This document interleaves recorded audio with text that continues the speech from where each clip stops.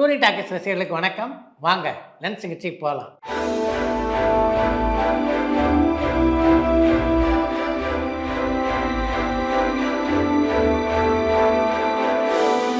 என்னம்மா முதல் கேள்வி? சிவாஜி சார் நடிச்சிருந்த எங்கிருந்தோ வந்தால் அண்ட் சொர்க்கம் ஆகிய 2 திரைப்படங்கள் ஒரே டைம்ல ரிலீஸ் ஆகி வெற்றி பெற்றுச்சு. அதே மாதிரி எம்ஜிஆர் சார் நடிச்ச திரைப்படங்கள் ஒரே டைம்ல ரிலீஸ் ஆகி வெற்றி பெற்றிருக்கா? அப்படி ஆகியிருந்ததுன்னா அது என்ன திரைப்படம்னு சொல்ல முடியுமான்னு கள்ளக்குறிச்சியில இருந்து தவமணி கேட்டிருக்காங்க. சினிமா உலகத்திலே அசைக்க முடியாத சக்திகளாக இருந்தவங்க தான் எம்ஜிஆர், சிவாஜி ஆகிய இருவரும். அப்படின்னாலும் எம்ஜிஆர், சிவாஜி ஆகிய இருவருக்கும் பல வித்தியாசங்கள் இருக்கின்றன. சிவாஜியை பொறுத்த வரைக்கும் ஒரு திரைப்படத்தில் நடிக்க போனார் என்றால் நடிப்பது மட்டும்தான் அவருடைய தொழில். அதை தவிர அந்த படத்தினுடைய பாட்டு எப்படி அமைஞ்சிருக்கு, அந்த படத்தை எப்போ வெளியிட போகிறாங்க, இதிலெல்லாம் அவர் கவனம் செலுத்த மாட்டார். ஆனால் எம்ஜிஆர் அப்படி இல்லை.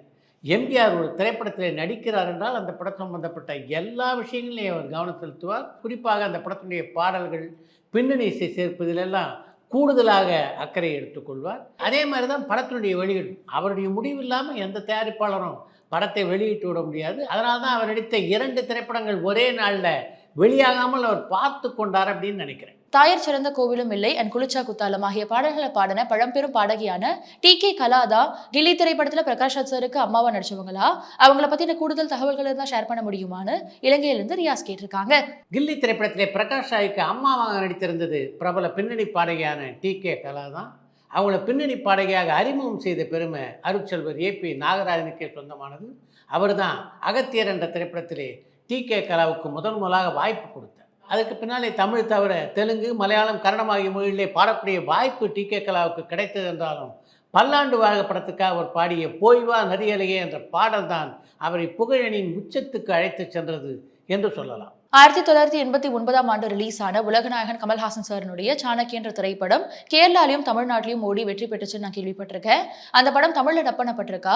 அப்படி பண்ணப்பட்டிருந்ததுன்னா அந்த தமிழ் வெர்ஷன் எங்க பார்க்க முடியும்னு வடபழனியிலிருந்து ஜெயச்சந்திர கேட்டிருக்காங்க. கமல்ஹாசன் நடித்து மிகப்பெரிய வெற்றியை பெற்ற மலையாள படம் தான் சாணக்கியன். அந்த படம் தமிழ்நாட்டில் மிகப்பெரிய வெற்றி படமாக அமைந்தது. ஆனால் அதை தமிழில் மொழி மாற்றம் செய்து வெளியிடலை, மலையாள மொழியிலேயே இங்கே வெளியிட்டாங்க. டூரிங் டாக்கீஸ் வழங்கும் சிரித்து வாழ வேண்டும் திரைப்படம் எப்போ திரைக்கு வருதுன்னு சேலம்ல இருந்து ஜீவகன் மகேந்திரன் கேட்டிருக்காங்க. மார்ச் மாத இறுதியில் அல்லது ஏப்ரல் மாத துவக்கத்திலே சிரித்து வாழ வேண்டும் படம் வெளியாகும் அப்படின்னு நினைக்கிறேன். மோகன்லால் சார் நடிச்ச மலைக்கோட்டை வாலிபன் திரைப்படத்தை பார்த்திருக்கீங்களா? அந்த படத்தை பத்தின உங்களுடைய கருத்துன்னு அந்த திரைப்படம் வெற்றி படமா அமைஞ்சுதான்னு பெங்களூர்ல இருந்து மணி கேட்டிருக்காங்க.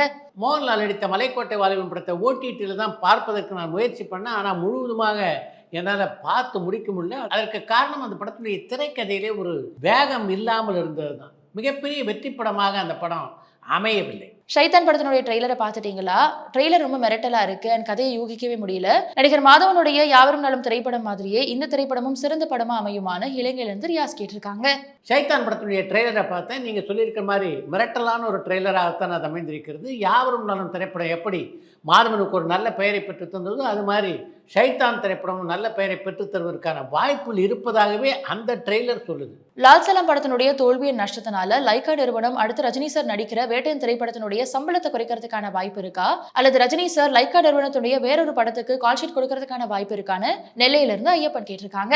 லால் சலாம் திரைப்படம் பொருளாதார ரீதியாக வெற்றிகரமாக அமைந்த படம் இல்லை அப்படின்றதே எத்தனை பேர் இன்னும் ஒப்புக்கொள்ள தொடங்கி இருக்காங்க அப்படின்னே தெரியலையே.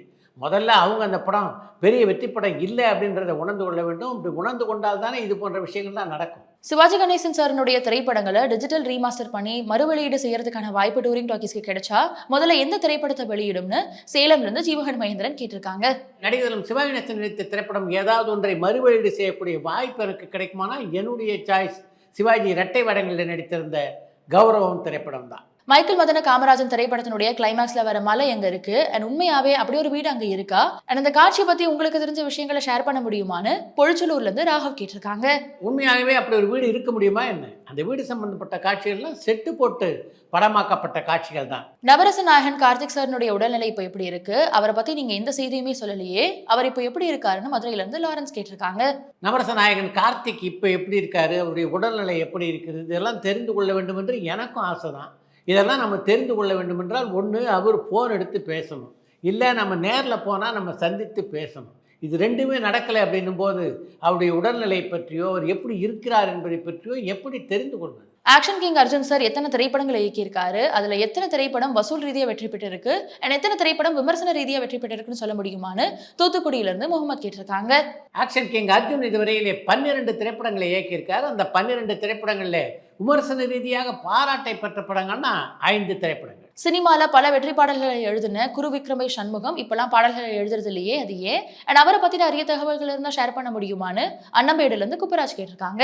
கவிஞர் பாரதிதாசனுடைய சீடரான குருவிக்கரம்ப சண்முகத்தை தமிழ் சினிமாவுக்கு அழைத்து கொண்டு வந்ததுன்னா அந்த பெருமை கே பாக்யராஜுக்கே சொந்தமானது. அவர் தான் திரைப்படங்களிலே பாடல் எழுதுவதற்கு முதலாக அவருக்கு வாய்ப்பு தந்தார். அதைத் தொடர்ந்து பல திரைப்படங்களிலே பாடல் எழுதிய குருவிக்கரம்ப சண்முகம் 2006ஆம் ஆண்டிலே நம்மை விட்டு பிரிந்து விட்டார். சமீபத்துல திரையரங்குல பில்லா திரைப்படத்தினுடைய மறுவெளியீடு பார்க்கும் பொழுது அதுல டைட்டில் கார்டுல உங்களுக்கு நன்றின்னு தெரிவிச்சிருந்தாங்க. அது எதனால, பின்னாடி இருக்கிற சுவாரஸ்யமான கதையை ஷேர் பண்ண முடியுமான்னு மதுரையில இருந்து நைமு கேட்டிருக்காங்க. பில்லா திரைப்படத்தினுடைய மறு வெளியீட்டின் போது மட்டும் இல்லை, அந்த படம் முதலாக வெளியான போது கூட அந்த படத்தினுடைய டைட்டிலில் நன்றி அப்படின்னு என்னுடைய பெயர் குறிப்பிடப்பட்டிருந்தது. அதற்கு முக்கியமான காரணம், அந்த படத்தினுடைய படப்பிடிப்பு நடைபெற்ற போது நான் மலேசியாவிலே இருந்தேன். நான் மலேசியாவில் தங்கியிருந்த காலகட்டத்தில் தான் அந்த படத்துடைய படப்பிடிப்பு தொடர்ந்து அங்கே நடைபெற்றது. ஏறக்குறைய 2-3 மாதங்கள் அங்கே அந்த படப்பிடிப்பை தொடர்ந்து நடத்தினார். அப்போது அந்த படப்பிடிப்புக்கு பல உதவிகளை செய்யக்கூடிய வாய்ப்பு எனக்கு கிடைத்தது.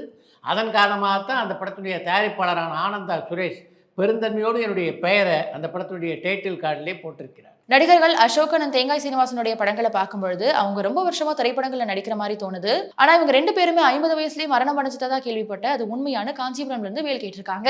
1931ஆம் ஆண்டிலே பிறந்த அசோகன் 1982ஆம் ஆண்டு தன்னுடைய 50வது வயதிலே நம்மை விட்டு பிரிந்தார். அதே மாதிரி தேங்காய் சீனிவாசன் எடுத்துக்கிட்டிங்கன்னா அவர் பிறந்தது 1937ஆவது ஆண்டு, அவர் மறைந்தது 1987ஆவது ஆண்டு. தன்னுடைய 50வது வயதிலே நம்மை விட்டு பிரிந்தவர் தான் தேங்காய் சீனிவாசன். அசோகன் தன்னுடைய 22வது வயதில் நடிக்க வந்தார் என்றால், தேங்காய் சீனிவாசன் தன்னுடைய 28வது வயதிலேயே நடிக்க வந்துட்டார். அதன் காரணமாகத்தான் தொடர்ந்து பல காலங்களாக இவர் நடித்து கொண்டிருப்பதை போன்ற ஒரு எண்ணம் உங்களுக்கு தோன்றியிருக்கிறது. நடிகர் விஜய்க்கு சினிமா தவிர வேற வருமானங்கள் உண்டான்னு தெற்காத்தூர்ல இருந்து பரத்குமார் கேட்டிருக்காங்க. எனக்கு தெரிஞ்ச விஜய் சினிமா தவிர வேறு எதிலும் பெரிதாக முதலீடு செய்திருப்பதாக தெரியல. அர்ஜுன் சார் அண்ட் ஐஸ்வர்யா ராஜேஷ் நடிச்ச தீயவர் கொலைகள் நடுங்கன்ற ஒரு படம் உருவாச்சே, அந்த படம் என்ன ஆச்சுன்னு தூத்துக்குடியில இருந்து முகமது கேட்டிருக்காங்க. அர்ஜுனும் ஐஸ்வர்யா ராஜேஷும் நடித்த தீயவர் கொலை நடுங்க அப்படின்ற படத்துடைய படப்பிடிப்பு முழுவதுமாக முடிவடைந்து விட்டது. அந்த படத்துடைய போஸ்ட் ப்ரொடக்ஷன்ஸ் பணிகள் தான் இப்போ நடைபெற்று கொண்டிருக்கின்றன.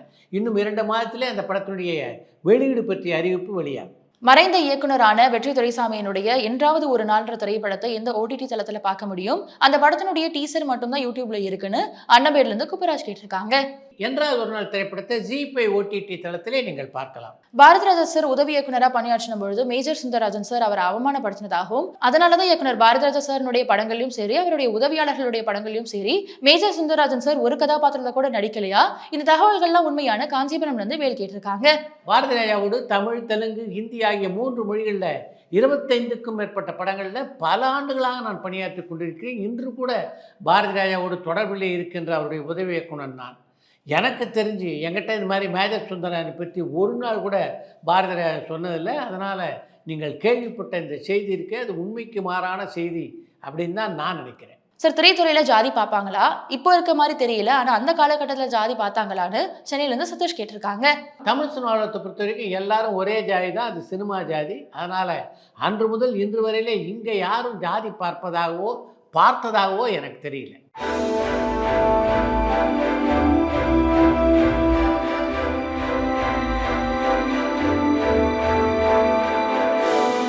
தயாரிப்பாளர் சங்கம் ஒரு புதிய டிவி சேனல் அல்லது ஓடிடி தளத்தை தொடங்கினா புதிய படங்கள் அதில் வெளியில்ல இல்லையா? இதனால மற்ற சேனல்ஸ் அல்லது ஓடிடி நிறுவனங்களை எதிர்பார்க்க தேவையில்லை. இதனால தயாரிப்பாளர்களுக்கு அதிக லாபம் கிடைக்கும் இல்லையா? ஒரு தயாரிப்பாளரா உங்களுடைய கருத்து என்னன்னு திருநெல்வேலியிலிருந்து கண்ணன் கேட்டிருக்காங்க.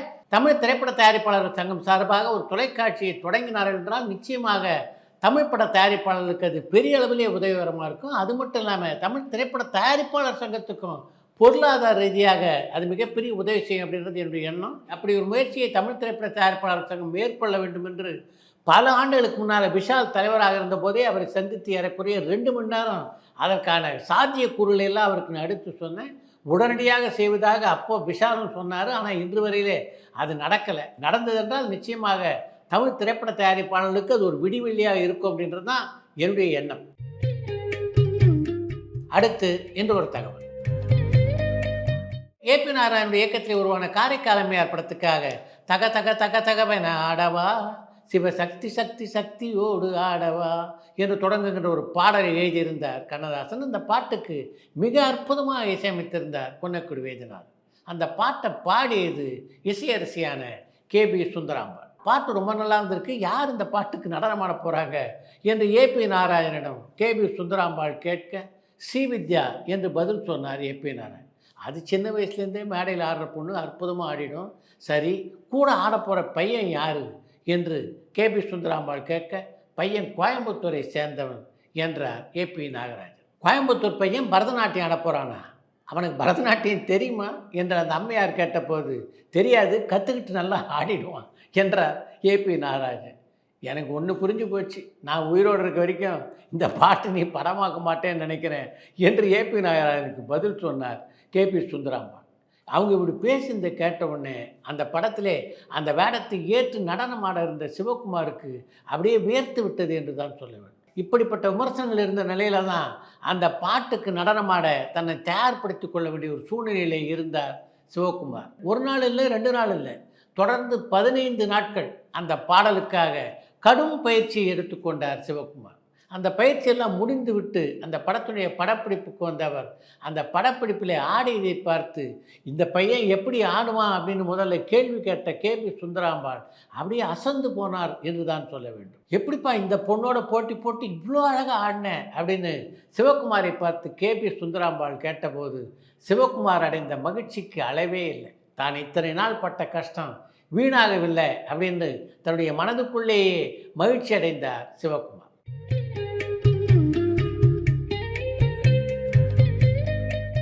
இத்துடன் இன்றைய லென்ஸ் நிகழ்ச்சி நிறைய பெறுகிறது. மீண்டும் அடுத்த லென்ஸ் நிகழ்ச்சியிலே சந்திப்போம். பரபரப்பான சினிமா செய்திகள், நட்சத்திரங்களின் பேட்டிகள், சினிமா வரலாறு ஆகியவற்றை பார்க்கவும் படிக்கவும் உங்களுக்கான இணையதளம் tourantalkies.co.